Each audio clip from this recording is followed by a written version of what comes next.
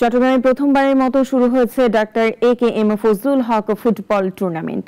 শুক্রবার নগরীর চকবাজার প্যারেড গ্রাউন্ডে টুর্নামেন্টের উদ্বোধন করেন জামায়াতের চট্টগ্রাম ৯ আসনের মনোনীত প্রার্থী ডাক্তার এ.কে.এম ফজলুল হক।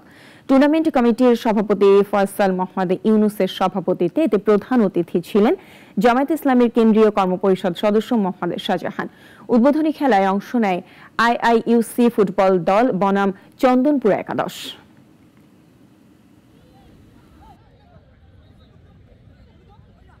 মাদক মুক্ত সমাজ গঠন করতে হলে খেলাধুলার ব্যাপক চর্চার কোনো বিকল্প নেই।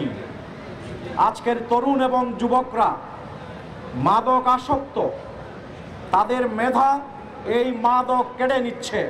যে তারুণ্য চাঁদাবাজি করবে না, মাদকবাজি করবে না, দখলদারি করবে না, তারা নীতি নৈতিকতার সাথে গঠনমূলক কাজের মাধ্যমে বাংলাদেশকে গঠন করবে।